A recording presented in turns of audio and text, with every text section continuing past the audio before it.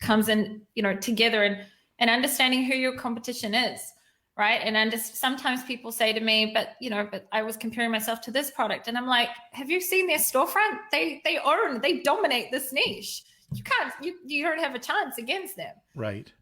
So yeah, understanding also who your competitors are is and what their flaws are. And I think for me also one of the most important things is understanding who you're selling to. So understanding your buyer avatar. I don't get into big huge products. I get into niches. I really believe in micro niching and niching it down. Not everyone needs to be, you don't have to have a $50,000, $60,000 product to be successful on Amazon. You can have lots of smaller 10, plus $1,000 products a month, times 10, 20 of those over time and be, pretty successful. I don't necessarily think that everyone needs to, when you talk about market analysis, okay, and you look at and you see who are the real huge top sellers, the ones that the high rollers, the ones that have been established for a really long time.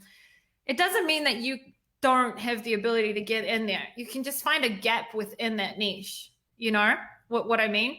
You don't have to be selling as much as them to have a piece of that pie. You just need to find another gap within that niche. You look like you're lost about what I'm saying. Do you get what I'm talking about? I get 100% what you're saying. Cool. Yeah. No, because you don't have to. People, a lot of the times, they want to just be number one within a market. And the thing is, it's great if you can be, but there's many, many times where you don't have to be number one and make a significant amount of money. You can micro niche and only focus on one specific buyer avatar within that and only market to them. Right. So instead of marketing to, I'm going to give a terrible example, but I've just got a water bottle here. It's why I'm giving it.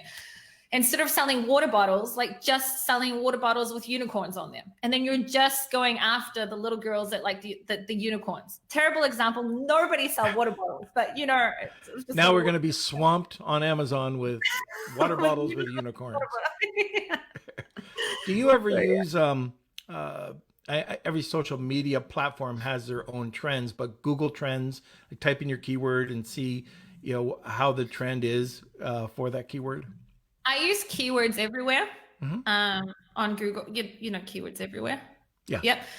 So it first of all automatically shows you through Google the history of the trend of that keyword. But I definitely use Google Trends. You can also use it through Helium 10 as well. And yeah, I use everything there is to use to understand.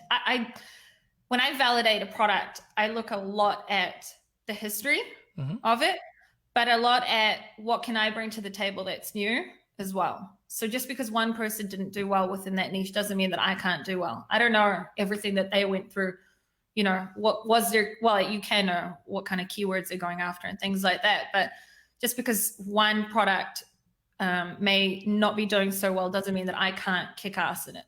I probably can.